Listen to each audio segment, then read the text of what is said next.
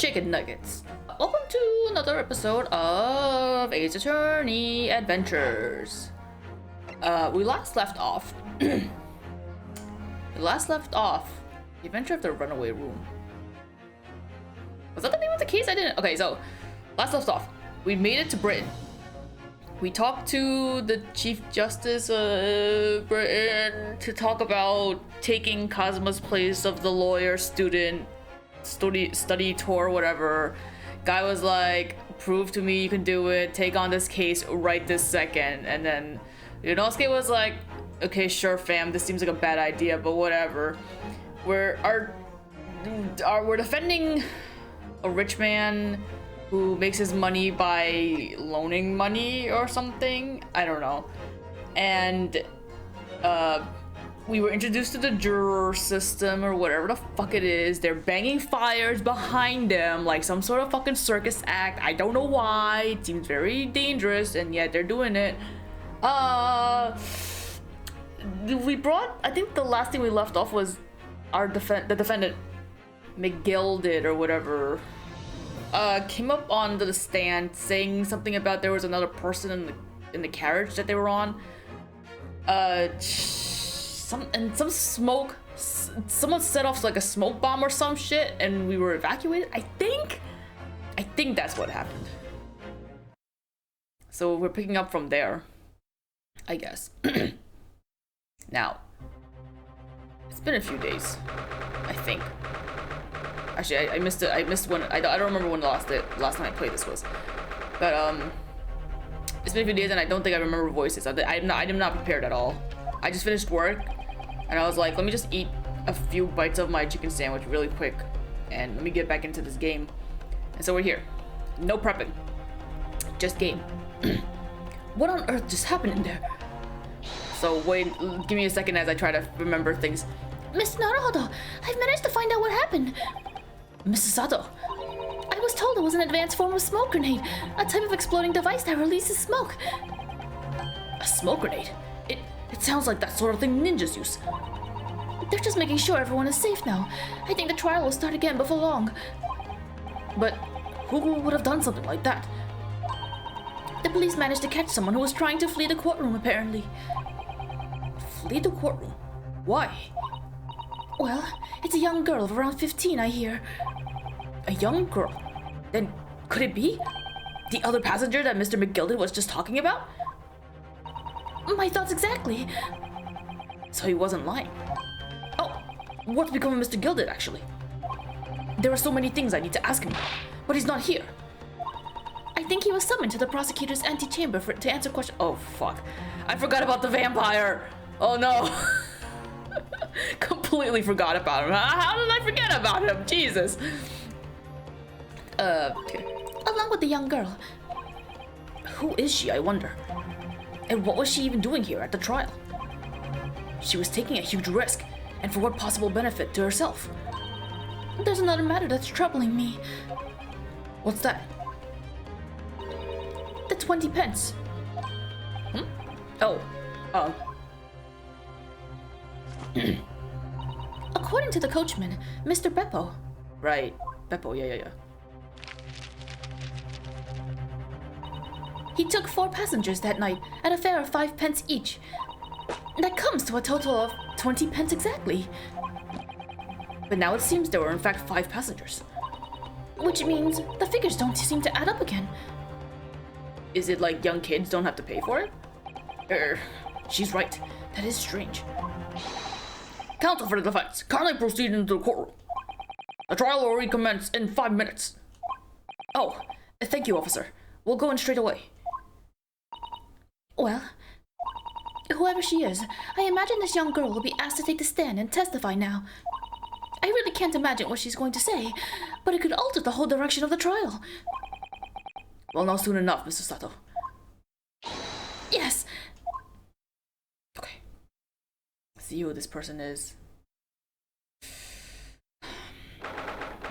But if McGilded isn't the killer, does that mean she's the killer? That's not good. Is that the girl? Is that fucking...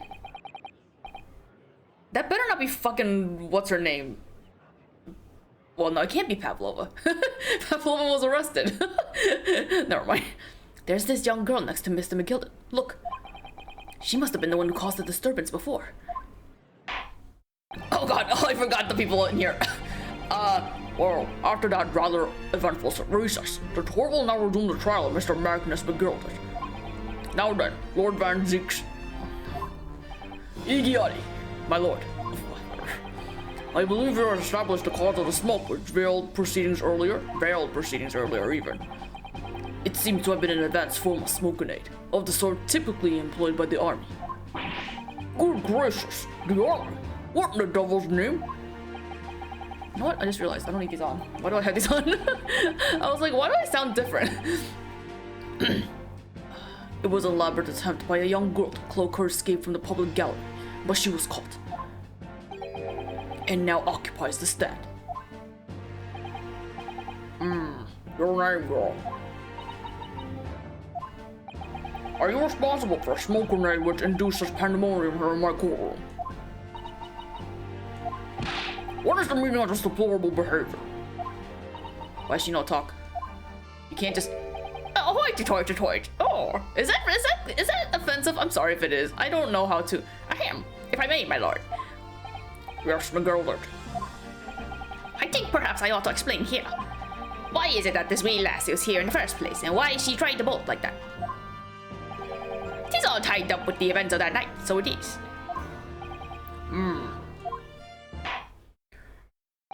Very well, Mr. McGilden. Give your testimony. You will explain to the court exactly how this young woman is involved in the case. I don't think that's how I did his voice, and yeah, I can't remember how I did it. Just what did happen that night? It's not like a defense lawyer needs that information or anything. It's okay, you got this. We believe in you.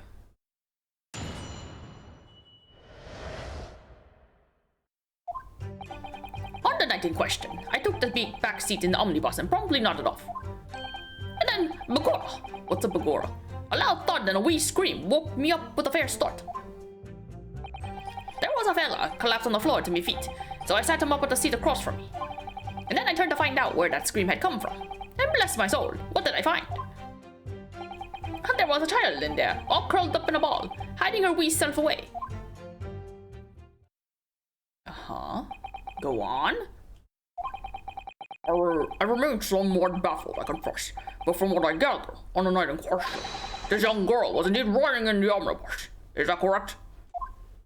It is exactly as the defense counsel said. This lass was the 5th passenger, my lord. I swear, if this girl somehow happens to be fucking that ballerina, I'm gonna be so confused, and also, what the fuck? Very well. The defense may now cross-examine the witnesses. Are you ready, counsel? Yes, my lord. Or rather, no. I have no idea where to start. Yeah, don't talk. Don't talk for a bit. I'm not prepared to do your voice. No, well, not that I was ever prepared, but... On the night in question, I took the back seat in the omnibus and promptly nodded off. Then Bagora, a loud thud and wee scream woke me up. Can I move over? Oops, wrong button. So I can't move over to her. There was a fella collapsed on the floor. Do I need to press everything? I'm gonna press what I think is... Mata! Mata! You set him up! The victim, you mean? That I did. On the seat across from me, as I said. I could plainly see the poor devil has already gone. And you wouldn't leave a dead man just lying on the floor now, would you? Well, you should, so you don't disturb the fucking crime scene, but... You know... Look at this fucking ring pop ass rings. Man, I haven't had a ring pop in a very long time. Just common courtesy, so it is.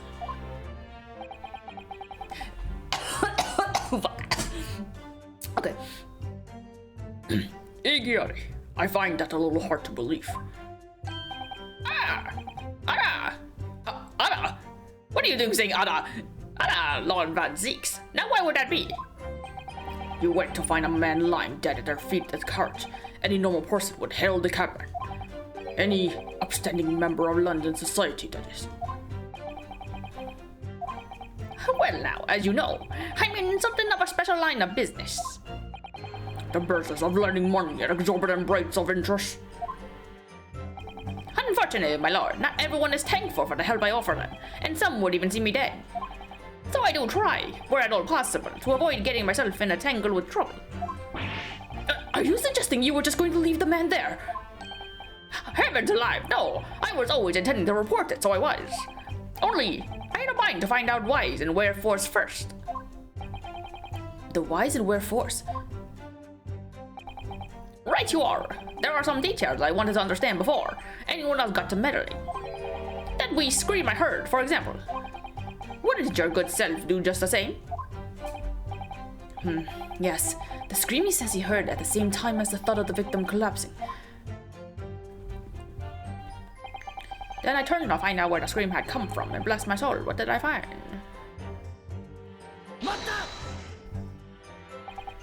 I'm afraid I don't understand. I'm sure you told the court that there was no one else in the carriage except yourself and the victim. So I did, sir, so I did. As far as I could see, that is. What do you mean by that? Oh, well now, 'tis a queer thing. The wee scream I heard as I woke up, sorry, the queer word threw me off. It came from, if you'll excuse the vulgar expression, under me backside. Good gracious. Under your backside? And when I lifted the seat on which I'd been sitting, I found there was a wee cubbyhole there for storage. Mr. Naruhodo, we can examine the omnibus ourselves, remember? Yes, of course. The whole bus was submitted as evidence. We've already seen it. This will be a very good time to have a thorough look around inside. And that's when I found her. Do I have to look at it? We looked at it last time, I'm pretty sure. It's a storage for like the coachman himself or something, that he puts his stuff there. There was a child in there all curled up in a ball. Hee hee hoo hoo hee ha hoo. You say she was hiding herself? Aye, that's right. 'Twas hard to see in the dim lamplight, but she was all curled up in a wee ball. When our eyes met, well, me heart had nearly stopped beating in my chest. Ugh, you're really overreacting this. Overacting this, not overreacting. Still in all, I pulled her out from under there, and sat her on the seat opposite so I could have a wee Chinwag. Chinwag? Chinwag. Like a wagging of a chin? That almost sounds like Chinwag? That almost sounds offensive, with her. The seat opposite. That's right, just next to the dead gentleman there. You shot the young girl next to the corpse, sir. Well, as I'm sure I mentioned, a gentleman in my position can all too often find himself in mortal danger. So, I needed to find out just who this urchin was, you see. And while I was in the middle of talking with her, I heard another scream, a fellow's voice this time. Presumably, that scream was Mr. First, who was sitting on the roof deck seats. Right you are again, I would say, sir. Looking down through the skylight, he must have seen this young girl and the gentleman with a knife in his belly. In other words, the previous witness did not, in fact, see you at all, Mr. McGilder. What they believed to be yourself and the victim was, in fact, this girl and the late Mason, Mr. Mason. Aye, my lord. I was, as I think everyone understands now, sat at the back of the carriage, out of sight. I can't believe they're just letting her not show herself or introduce herself like this. It is certainly plausible.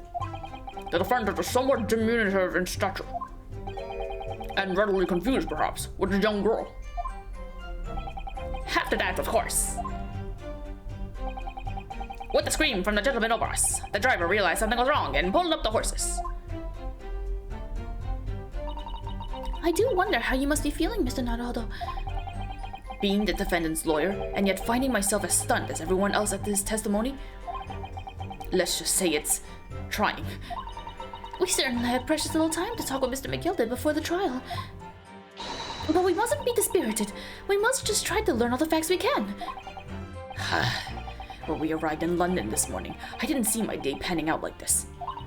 Mr. Naruhodo, no grumbling, even in your head. How did you know? If I want to grumble in my head, I will. I gotta let it out somewhere. Okay, so I guess I have to press everything.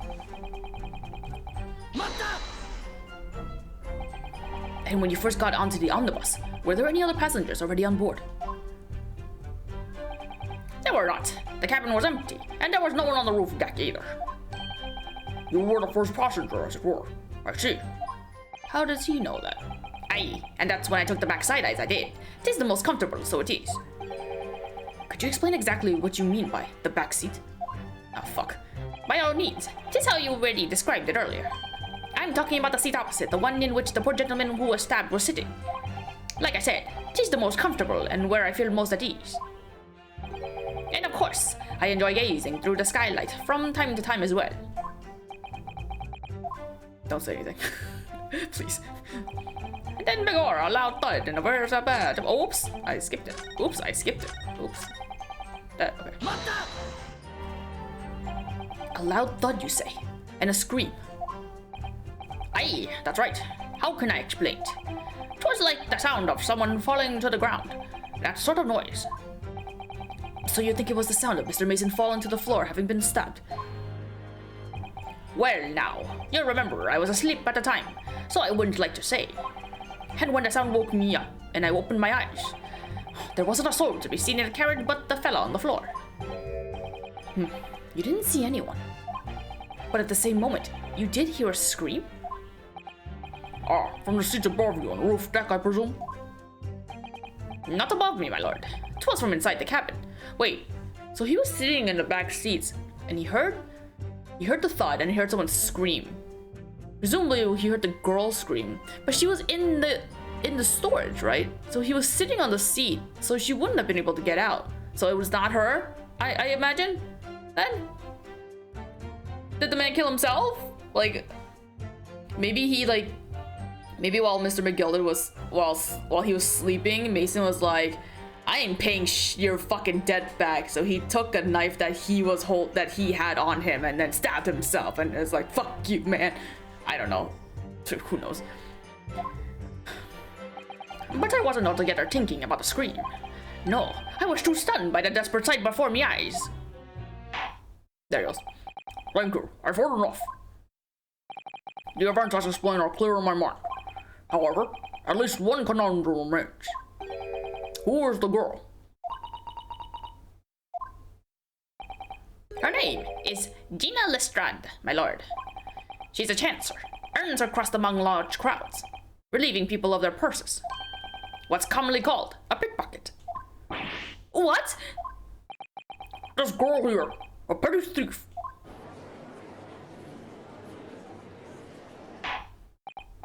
Order! Is this true, Miss Lestrade? Tilt your fucking head up, lady. Miss Lestrade, you will answer the question. Well, you're just trying to get killed. You just fucking shot at a judge? How dare you? What is the meaning of this? Oh, I couldn't tell if that was Nicola. Her eyes look bigger, so I don't think it's her. The girl, she's gone. Open your eyes. Who? Oh, fuck. I'm over here. Is she also? What is she? Is she also Irish? Good gracious. Oh, she fucking stood over to the fucking left. How did she do that? What was the point in that little sidestep? I know what you are thinking. Grown-ups are all the same. Okay, so that's definitely not Nicolina. It's just another blonde, blue-eyed. That's very confusing. This dirty little dipper, you say, slipped up and got caught up on the job. She got herself back into a corner, so she niffed the gent. What accent is this? I don't even know. Go on, that's what's in your head, ain't it? I don't know anything. No, not at all. This is a court of law. We're here to determine the truth, not cause... Don't you shoot. This... I don't care if she's innocent or not. She shouldn't be here if she's gonna be shooting at people, even if it is just smoke. Look, knives are for cowards. Only thugs use weapons like that. All I need for what I do is these fingers. I'm a professional, alright? Maybe not in your eyes, but I got pride in what I do. I don't know, whatever. Accents, there's only so much accents I could do, and I can't even do any good ones. Well, let me guess, you don't count smoke guns among weapons for thugs? I like her spunk though. Oh, this. Yes, this was in the bag I lifted the other day, down where they kept the four-wheel drags. Hey, that has a little flower thingy on it. Wait a minute, is that Holmes? No, it's not, right? That's not fucking Sholmes, I mean. It's nice, isn't it? I like the pink best. Oh, do not wave that thing in my direction again. Why didn't you confiscate the fucking thing? Why are you just letting her shoot around a gun, even if it is smoke? Iggyari, so, you admit that you were riding the omnibus on the night in question.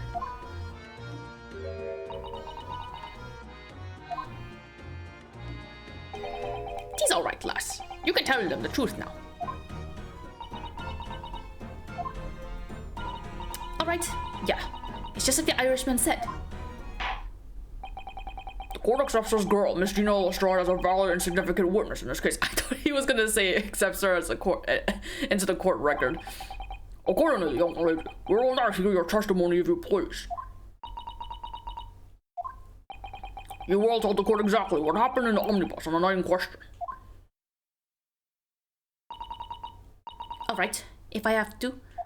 I'm sorry, this might be a really ignorant question. Are there brunette Irish people? Was that a stupid question? I don't know. I don't. Maybe I shouldn't have asked that. I don't know. Never mind. Forget it. Forget it. I said anything. I don't know. Never mind. So I snuck inside the carriage before they hooked up to the horses, just like always. I don't think she's probably not even Irish. I don't know what accent this is. I'm sorry. I'm so fucking uncultured. Ugh. But it was right always the time. I got nothing to show for me troubles that night. I'll tell ya, you can't see a blind thing in that hiding place. It's pitch in there. And then after a while, I heard this loud bang. Nearly jumped out my skin, I did. And the scream just came out. It's because of that this swell found me. It helped me get away, mind. Yes, he let you go. I fail to understand why you would let the street urchin go, Mr. McGilvert. Oh, 'tis simplicity itself, my lord. You'll see, she couldn't possibly have killed the other passenger. I knew that for a fact.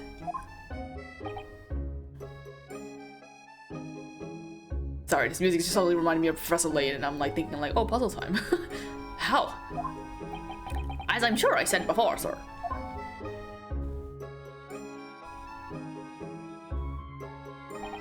I was sitting right on top of the place where she was hiding herself. I think a demonstration is called for. A demonstration? This is where I was sat that night. And the cubbyhole of which you have spoken is underneath the seat, I presume? Now, yeah, okay. I was for a second I thought if there's two cushions, could you possibly lift like two separate like lids, but it's not. Yes, it does appear just large enough to accommodate someone of the girl's stature. Aye, but of course, the wee lass was stuck in there. Because I'd parked myself on the seat for the duration. Oh! So you see, that's why I let the lass bolt. I knew that if the police found her there, they'd automatically assume she'd done it. But I couldn't live with myself if a young life was ruined when all the time I knew she was innocent. Enough, even though you must have realized your actions would result in your own innocence being called into question.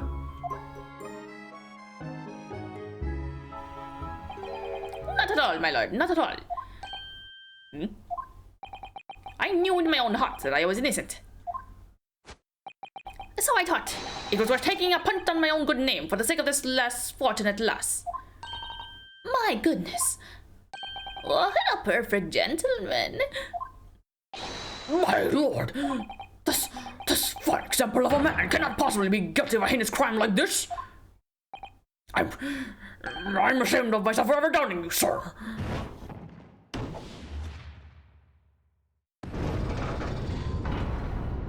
Oh, what? With calm, calculated reasoning, one arrives clearly at the truth every time. So that's everyone, right? That is everyone. Saints alive! All 6 members in the jury consensual and they're leaning to a verdict of not guilty. Mr. Naruhodo, this... well, it must mean... It must mean what? That we're victorious. Are we though? We've won? Are you sure? Yeah, that's not. I don't like that. There it is! There it is! I did it too soon when we first saw him, and I was like, this is the only thing I know about him, and I tried to lift my leg up, but I couldn't do it very well. I took one step too far. I mean, I was one step ahead of the game. Igiari, at the sight of my iron-heeled Wellington offense, pray do forgive the discourtesy. I like that one girl was like, oh! This really is a consummate example of the one monumental flaw in British judicial practices, where evidence and reasoning should be paramount. Emotion rules the day. Emotion? The witness's latest statement gives us a clear insight into his true nature. What do you mean, his true nature? Do you really think Scotland Yard would have made such a glaring omission? After the incident, the omnibus was comprehensively searched by officers of the police. Obviously, the interior of this cubbyhole, as the witness put it, was included in their investigation. The compartment under the posterior seat was full of the coachman's belongings. It's noted in black and white here in the police report. Lord, Lord! The evidence has been tampered with. In order to corroborate Mr. Gilbert's story, someone has unlawfully removed everything from under the seat. What? Oh, this took. Okay, so when we saw the seat empty, I was just assuming that was just part of the demonstration, because we had previously looked at the omnibus and we did see his belongings in there. So are you saying that when they threw that smoke grenade or whatever out, that they had emptied it? Or something? Well, that's not good. That makes the guy look sus. Surely our fucking first ever defendant in this British courtroom is not fucking guilty, right? Order, order! How could such a devious contrivance whatever possibly have been affected, counsel? Igiari, naturally, we must acknowledge the deficiencies of the constabulary, whatever, in allowing this to have happened. However, I assure you, when the omnibus was wheeled into the courtroom this morning, the compartment under the seat was not empty. Well, my Nipponese friend. Huh? Me? When the carriage was submitted as evidence, doubtless you examined it in fine detail, as would any self-respecting practitioner of the law. Pray, what did you find the condition of the underseat compartment to be? Oh, to be sure, the young gentleman will be able to clear this up in a jiffy. Sorry?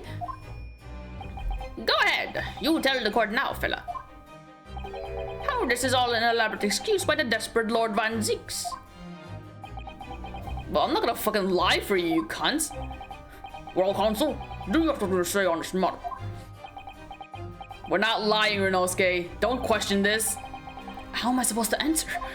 What can I say about the state of that little compartment under the seat in the omnibus? It wasn't empty. I am not lying for him. I really don't know if giving this answer is helping my cause as a counsel for the defense. We are truth tellers! We will not lie for somebody, even if he is rich. But as far as I remember, at least, when I first examined the compartment, I'm fairly certain there were a number of articles inside it, yes. But I was under the impression that there was enough space that you could hide someone small in there. Are you sure, counsel? Anna, bewitched! What? What are you saying now, you daft dog? I thought you were on my side here. Nah, fuck you, bro. Fuck you, dog.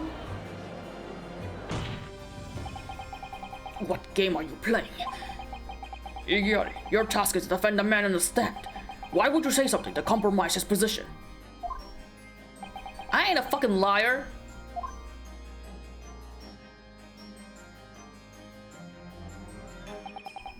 As the advocate for the defense in this trial, I confess I'm still not entirely sure where I stand.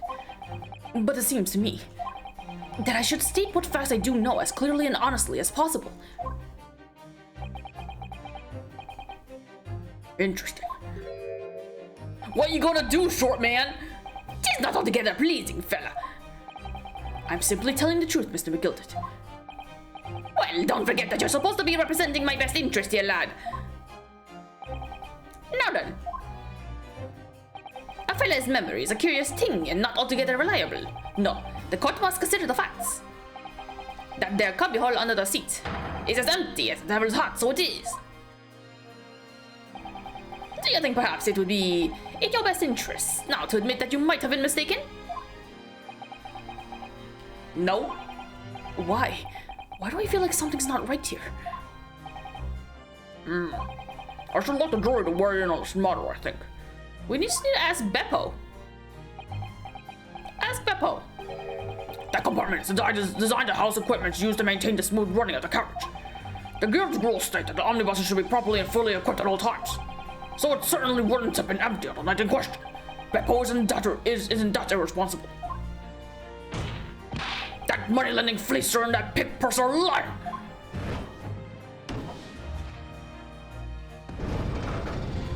If you're truly innocent, Mr. McGilded, let us figure out a way to declare your innocence without having to resort to fucking tricks. I can't believe I was nearly taken in. What was his voice? That stinking renter always stinker. Nothing but cowards, the lot of them. What? Oh no. It's a trick. Of course it's a trick.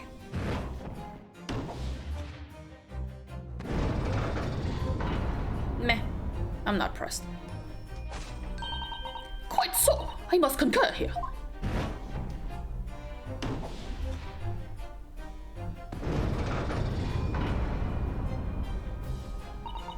With calm, calculated reasoning, one arrives clearly at the truth every time. Yes, but every time a different truth, it seems.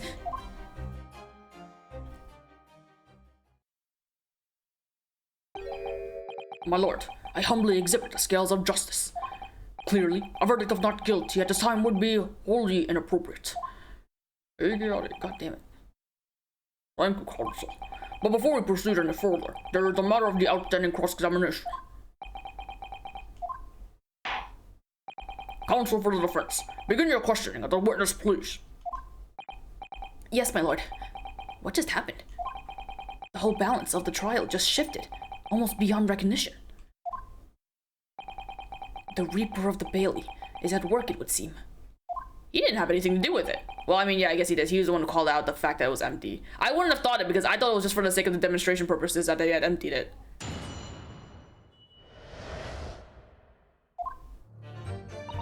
So I snuck inside the carriage before they looked up at the horses, just like always. It's gonna press everything. So you were already in the omnibus before it even set off on its run? Oh? Well, yeah, I mean, what's the point of spending a joey in to make a few bobs, eh? That's a wrong idea, ain't it? I suppose she means there's no point spending money to make money. It actually makes sense.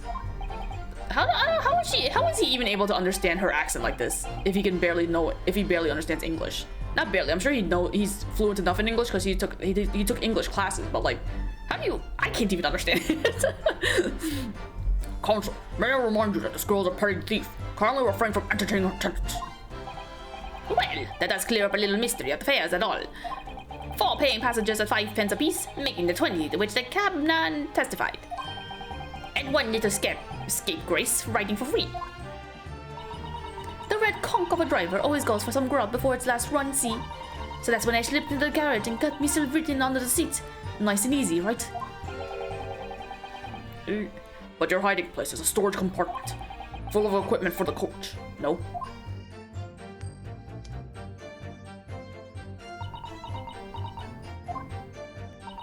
Yeah, there's brushes and buckets and whatnot in there, sure.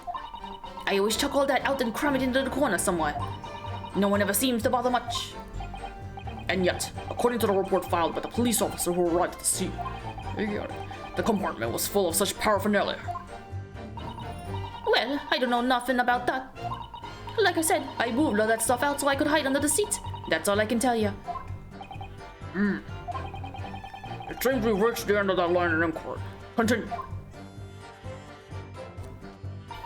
But it was alright always the time I got nothing to show for me troubles that night. A waste of time? Why's that? Well, most nights I'm on my own in the guard permit at least some of the time. I have no idea what she just said. I beg your pardon. Did you say God permit? Oh yeah, well that's what my kind call it. You'd say the omnibus, I suppose. Oh, God permits. Okay, I thought she was saying like trying to say like God forbid or like God permits or something like that. Oh my God, the glare is crazy right now. Hi, can you see me in this dense fog of the sun glare? The point is, any normal run, the carriage ain't got no one in it for a while. And that's when you come out of your hiding place to get away? And that's it. Only that night. This coat was sat on me seat from the start. And it didn't budge the whole way, did he? Not 1 inch. I was totally stuck. Do you mean to tell us that you were present in the carriage for the duration? You were under the seat the entire time while events unfolded in an enclosed cabin? Yeah. Right, mister? To be sure. I was as shocked as anyone. You don't expect to lift the cushions you've been sat on to find the child now, do you? So this Miss Lestrade couldn't possibly be the culprit then. I'll tell ya, you can't see a blind thing in that hiding place. It's pitch in there. So you couldn't see out of into the cabin at all? Not a jot. Most days I push the cushion up with me hand and look out the crack. And then I can't have a butcher. What? Then I can have a butcher's at who I'm going to fiddle. Whatever. I thought you were a pickpocket, not a butcher. Whatever. Oh God, it's hard. I mean, I can have a look. The seat I got under ain't as plush as the other one is seen. So most of the time the passengers plant themselves opposite. But for some reason that night, this Irishman spent the whole journey right over me head. And for that reason, you weren't able to push the cushion up to peek out. I see. Truth is, I ain't too happy in small dark places. Feels too much like being thrown in the clink. But it's the only place to hide in the garage, so it's Upson's choice. Upson? What? Why doesn't she just stick to picking people's pocket in the open then? I'd say there's some reason that she's not letting on, judging from her demeanor. So anyway, I was a bit scared, but I just had to stick it out under there. Nothing else for it. And then after a while, I heard this loud bang, nearly jumped out my skin again, and the scream just came out. When you say a loud bang, do you mean the noise of someone falling onto the floor? Could have been, I suppose. I don't remember so well. The point is, it made me jump. And you let out a scream involuntarily. That's right. And then I felt the cushion over my head get lighter all of a sudden.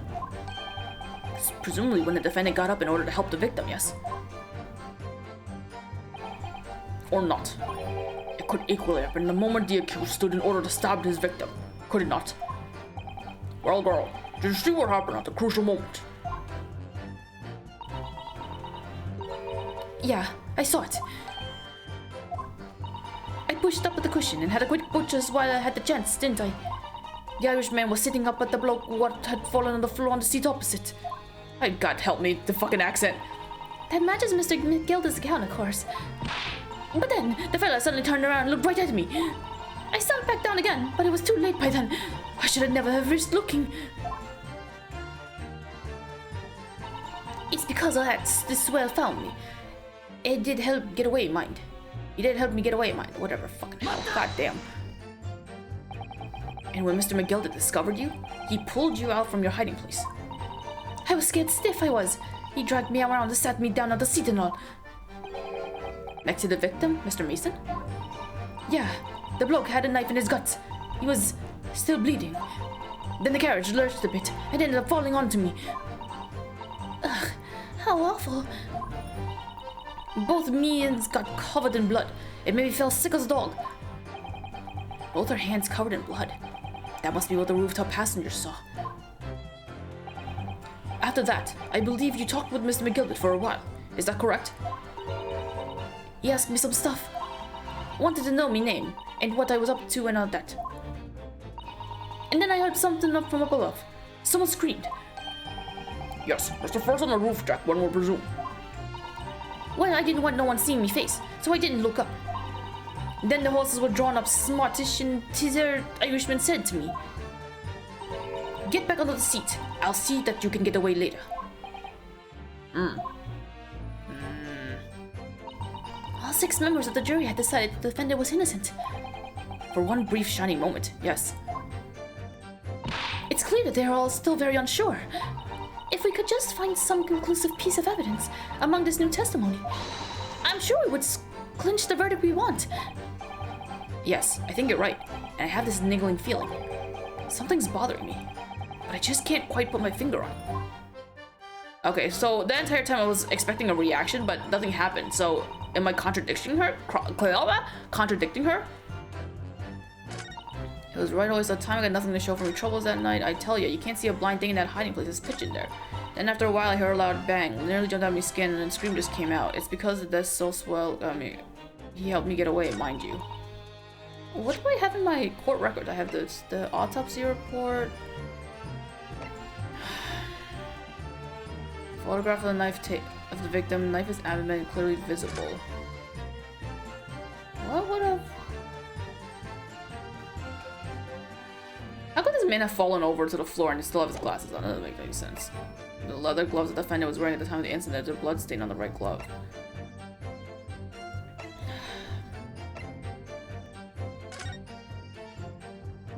I'm guessing there's nothing new to look at here.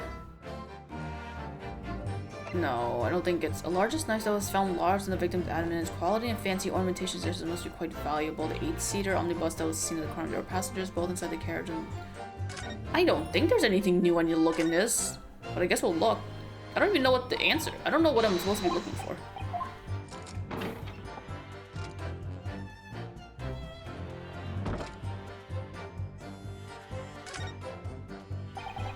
The seat has a handle, it seems. Open it up. Yeah, it's empty now. Weird. Is there anything to look at in here? This is a storage compartment, but there's nothing in here. It's totally empty. Something doesn't seem right here, but I can't put my finger on what it is. Oh, that was just a delayed. I'm sorry, did we see this blood here before? I don't think I ever looked at this. I don't think I noticed this last time. That's blood, isn't it? Is something wrong? Oh, it's just... Well, this bloodstain is so obvious, that's all. And yet, Van Sieks had made no mention of it. I suppose that does seem a little strange. Why do I have such a bad feeling about this?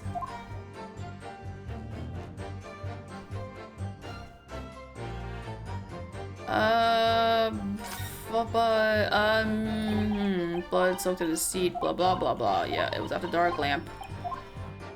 Huh?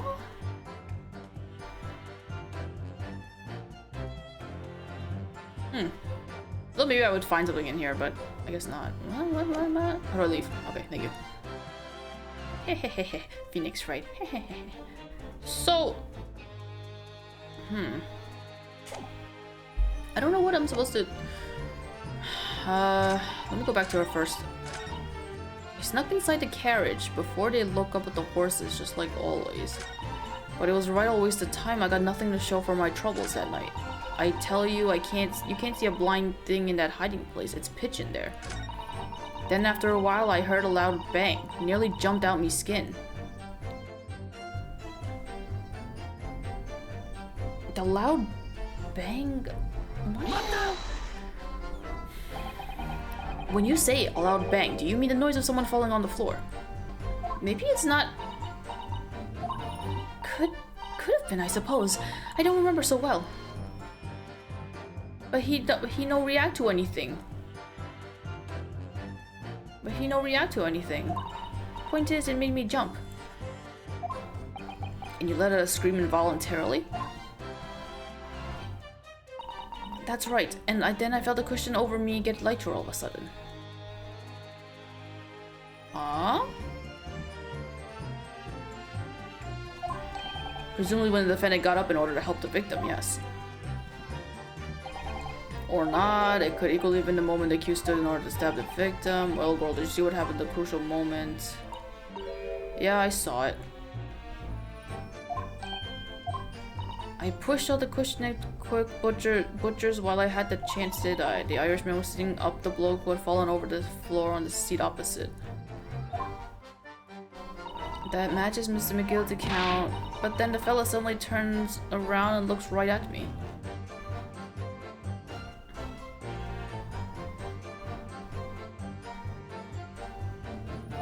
I sunk back down again, but it was too late by then. I should have never reversed looking. Are? I don't know what I'm supposed to do here.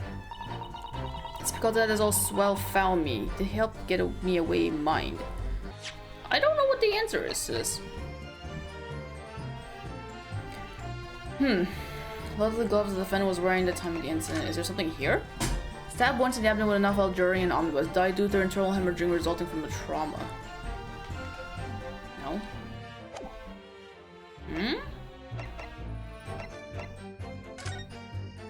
Wee. Is there anything inside? Oh, there's something in there. What does it say? It's Kazuma's name. No. Kazuma's name has so much kanji in it. Okay, sorry, I got distracted. I don't know what to do. What do I do here? All 6 members of the jury decided the defendant was innocent for one brief shining moment. Yeah.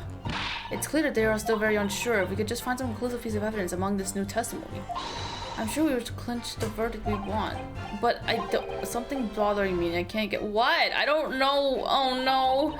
I stuck inside the carriage before they looked up the horses, just like always, but it was right a waste of time. I got nothing to show for my troubles last night. I tell you, you can't see a blind thing in that hiding place. It's pitch in there. But I don't understand what— So you couldn't see out of the cabin at all? Not a dog. Most days I push the cushion up with me head and look out the crack. Then I can have a butcher at who I'm going to fiddle. I thought you were a pickpocket, not a butcher. I mean, I can't have a look. The seat I got under ain't as plush as the other, the see? So most of the time the passengers plant themselves opposites. But for some reason that night, this Irishman spent the whole journey right over me head. And for that reason you were to push it, okay. Truth is, I ain't too happy in small dark places. Feels too much like being thrown in— What? You didn't fucking respond to this before! Is something wrong, Mr. McGilded?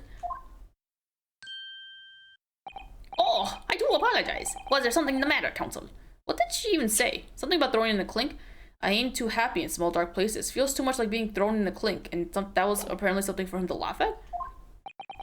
I'm just wondering if Miss Lestrange's last comment made something occur to you, perhaps. You seem to be thinking something to yourself.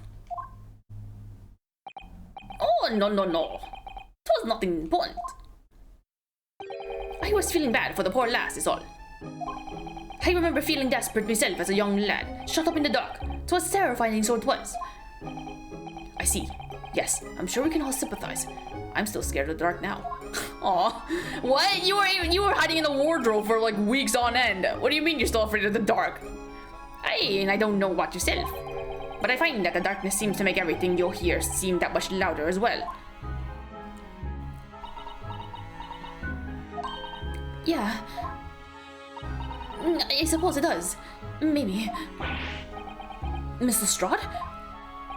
Did you hear something that night? Anything? An unusual noise, perhaps?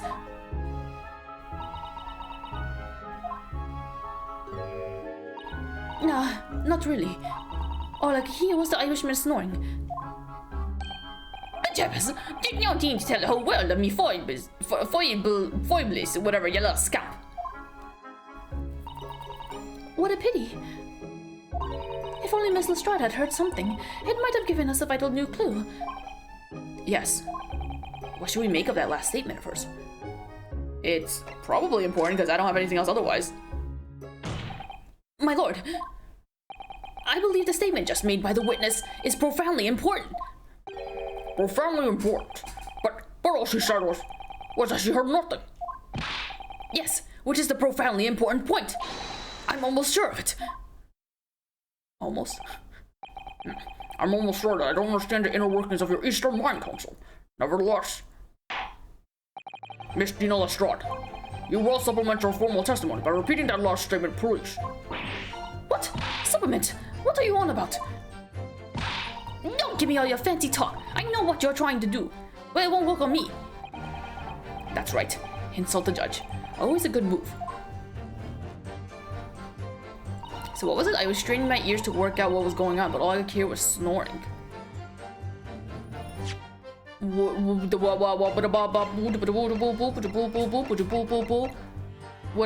now what the fuck is this?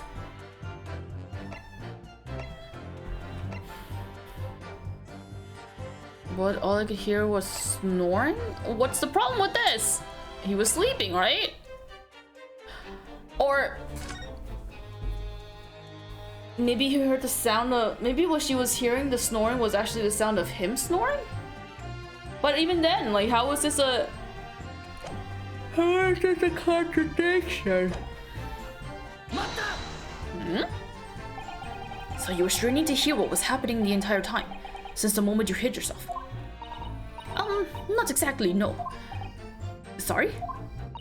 Well, there was no one in the cabin to start with. I could have just pushed the cushion up and have a butcher to see whatever. But then, when I saw this swell getting on, I got me head down so he didn't notice me. And Mr. McGilda sat on the seat under which you were hiding, correct? Yeah! What you Adam and Eve, eh? What a mug! So then all I could do was listen. I was waiting to jump out there as soon as I heard him leave, I see. Or see, whatever. But would have? Not likely. Even though we stopped here and there, I never heard the door open. So I just had to stay put and listen to him driving his pigs to market, snoring like an old dog he was. Are there any conclusions we can draw from that, I wonder?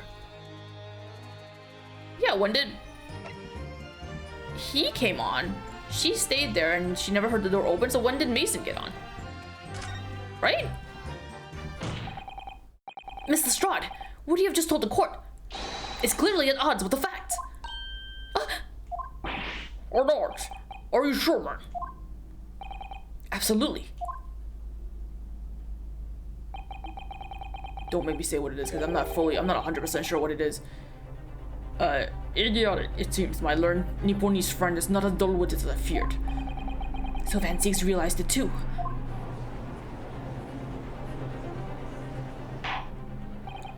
Counsel, I must insist that you bolster your claim with evidence, or some complicit party's name at the very least. Yes, my lord. I expect you to demonstrate this alleged contradiction to the court. According to Miss Lestrade, while she was hiding in the omnibus that night, she heard nothing but the sound of Mr. McGill's snoring. But think, Ryunosuke, think.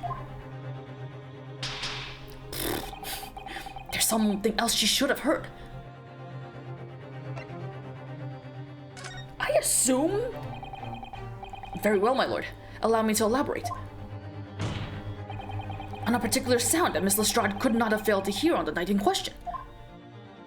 The sound very clearly explained by the presence of the following person. I assume? Thrice-fired Mason. Okay. Yes, my lord. The sound that Miss Lestrade cannot have failed to hear is that of the victim, Mr. Mason, boarding the omnibus.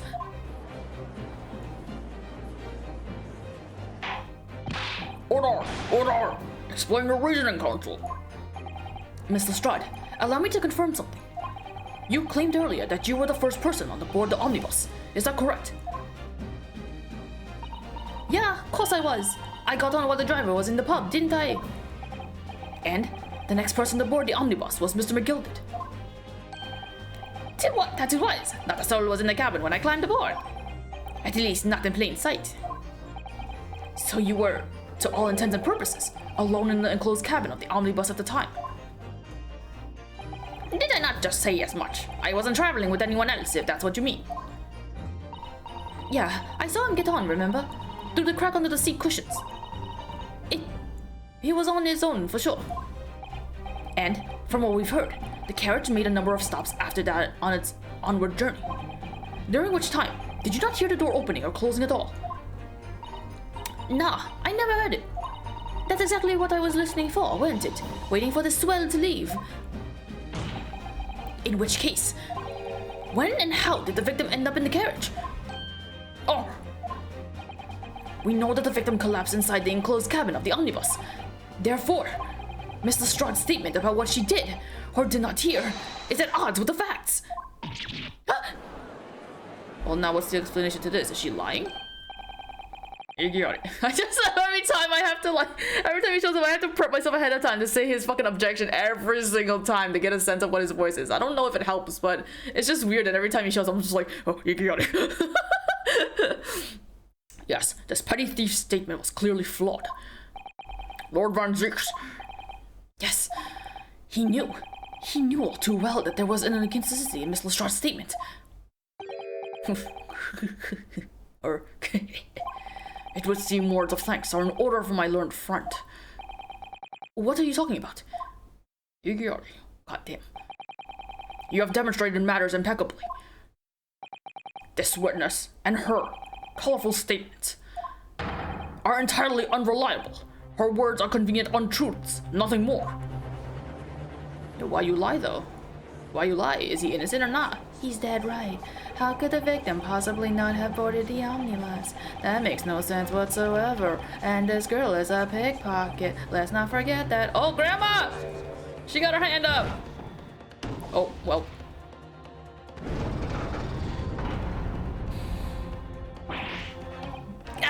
She didn't even say anything. I didn't want to judge the dear little mite just because she had some rather naughty ways. But I must say, I can't abide liars. Me too. I neither cannot. Mr. Foreman! I didn't want to judge the girl just because she had some less than salubrious ways. But I must say, I cannot abide liars. You know what? Same. I'm with you guys. I also can't.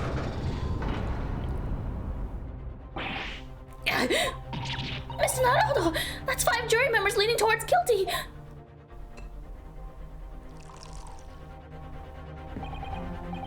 Very good. Well, your consideration for others is refreshing, my Nipponese friend. To the considerable troubles you have spared me. I would like a sip of that too. Actually, no, not really. I don't like wine. Yes, very refreshing.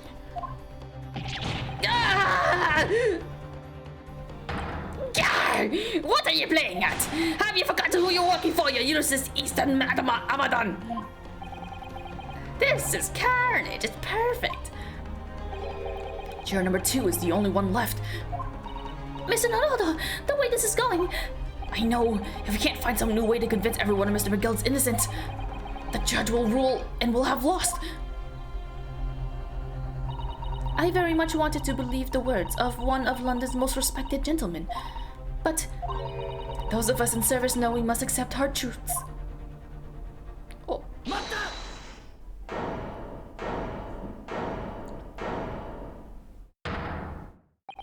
Yes, the witness's last statement seems to have revealed a critical inconsistency in her story. However, if we consider the possibility that her statement is in fact the truth, it may shed an entirely new light on the whole case. What are you saying? Counsel! I'm sorry, sir? Whatever do you mean? Counsel, I will not tolerate you attempting to prorogue my education. Whatever. Explain yourself at once. Idiot. When the accused aboard the omnibus on the night in question, the victim was nowhere to be seen. Subsequently, the carriage door was not heard opening a single time, as testified by the witness in the stand. And yet the victim's body was found inside the carriage. If this petty thief's words are to be believed, how do you explain the victim's miraculous appearance inside the cabin of the omnibus?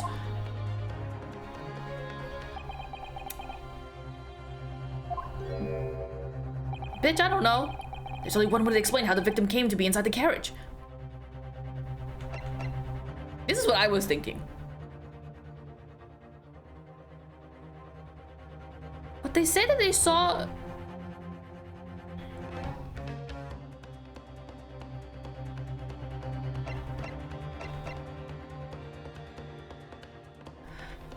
This is what I was thinking. Well, I'll just go with it and see what they say. Obviously, the victim must have been placed in the carriage after he was killed.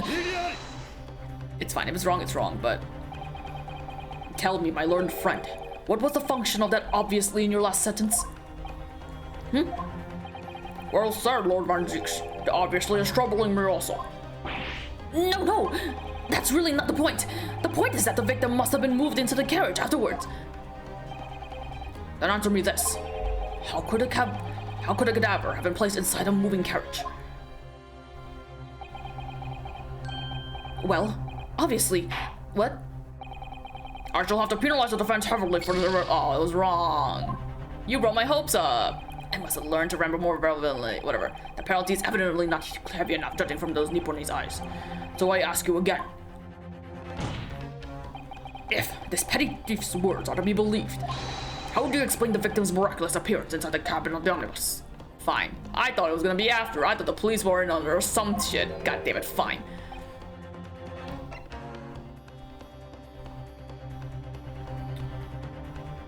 He couldn't have been in there because she would have seen him, right? So is it this? If the door wasn't open even once, the only explanation is that the victim entered the enclosed cabin some other way. Is this also wrong? I wondered what new fantasy would come up in your blind panic. But behold, the omnibus here is for all to see. Only one side of the enclosed cabin is furnished with a door. The other only has windows. Fixed windows, which cannot possibly open. In short, there is no entrance to the cabin other than the door. Oh, we object you back. Fuck you. But there could be. There's one possibility you haven't considered. Oh, really? Yes, one other way inside that isn't the door. Another opening, the use of which allowed the victim to appear inside the enclosed cabin.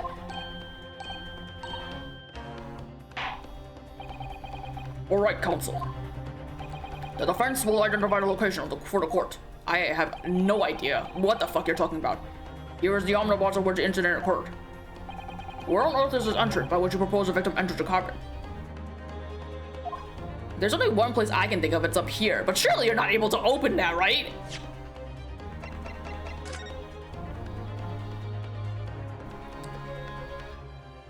Wait. There's a latch. You can certainly see the inside of the carriage opening, that's for sure. Yes, and there's a lamp inside the enclosed cabin. I'm sure the witnesses would be able to see clearly. That's not good for us. Is that a fucking latch? Does this thing fucking open? Oh god. The answer is obvious. It can only have been the skylight. Alright, sure, the skylight. That seems bad. Your ludicrous proposal almost made me lost for words. However, the skylight may well be large enough for someone to pass through. So you claim. But do you have a shred of evidence to support your adult brain theory? Just look at it right now then, you idiots. Both Mr. McGilden and Miss Lestrade said the same in their testimonies. They each claim to have heard a loud thud, such as a noise made by someone falling to the floor. Yes, which has already been explained. As the sound of the victim falling from his seat having been assaulted with a dagger. Okay, so that's why she was like confused about it. She wasn't certain about the sound. That's why, okay. So the fucking idiot just fell from the skylight? Does that mean the two people at the top were responsible for the killing of him? Yes, it has. But would a man slipping from the seat onto the floor really have made such a loud noise as the witness described? A noise loud enough to cause Miss Lestrade to let out an involuntary cry, in fact. Good gracious!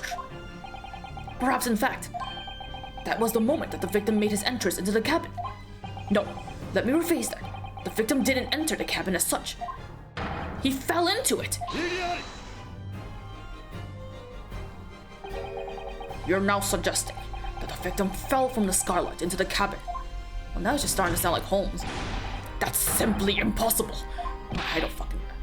How can you be so sure? What voice could I possibly give him that would be something that I can fucking stick to? Because if the victim had fallen through the skylight, as you say, the passengers on the roof deck would have seen it happen. That doesn't sound good for him. God damn it! And yet, not one person made mention of such events in their testimony. Well, yes, that's true, but...